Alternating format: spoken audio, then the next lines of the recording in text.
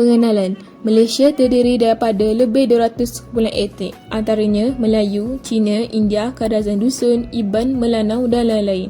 Rakyat Malaysia perlu menganggap diri mereka sebagai bangsa yang mampu berfikir dan bertindak ke arah mencapai matlamat. Mahasiswa pula pelajar menuntut di universiti yang bakal melahirkan generasi hebat, maka mereka ini berperanan dalam mencorak sistem pentadbiran. Selain daripada menempuh pendidikan di suatu pengajian, mereka juga sebagai penyelesai pelbagai masalah yang timbul dalam kehidupan masyarakat.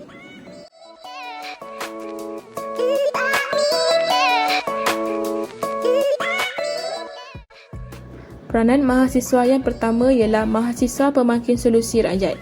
Proses pembangunan dan kemajuan negara akan melibatkan peranan mahasiswa.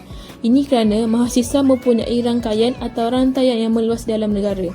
Pelbagai program dan aktiviti yang dianjurkan oleh pelbagai pihak, contohnya program anjuran universiti tempatan dan Kementerian Pengajian Tinggi. Mahasiswa bertindak sebagai penyelesai masalah.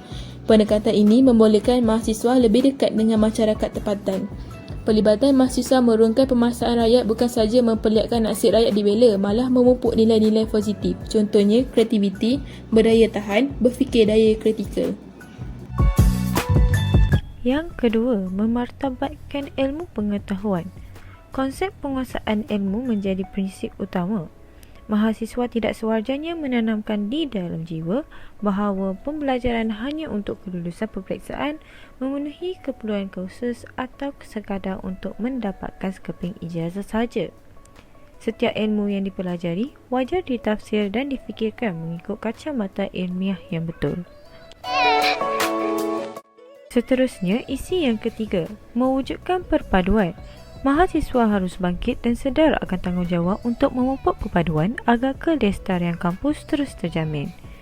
Oleh itu, masalah ketidakseimbangan pencapaian akademik antara pelajar Bumiputera dan bukan Bumiputera di negara ini mampu merencatkan perpaduan jika tidak ditangani dengan betul dan berhemah. Akhir sekali adalah menjiwai agama. Pendekatan Islam Hadari merupakan konsep penting untuk menjiwai agama dan nilai moral. Lantaran itu, dalam kesibukan menuntut ilmu dan menjalani kehidupan sebagai mahasiswa, rasa kehambaan kepada Tuhan hendaklah diberi penekanan yang paling utama.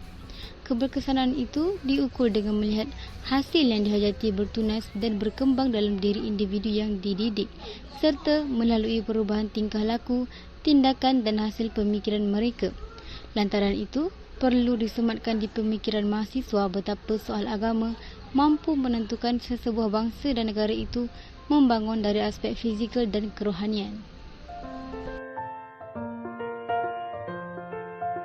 Mahasiswa memainkan peranan penting bagi mendukung tanggungjawab sosial. Hal ini demikian kerana mahasiswa merupakan tonggak dan harapan negara pada masa hadapan di mana mereka merupakan bakal pemimpin kepada negara yang berbilang bangsa ini.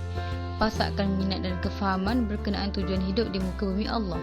Setiap individu mempunyai peranan masing-masing. Sebagai mahasiswa yang cakna perlu tahu dan hadap peranan-peranan tersebut. Peranan kita sebagai pelajar bukan sekadar pelajar, malah lebih dari itu.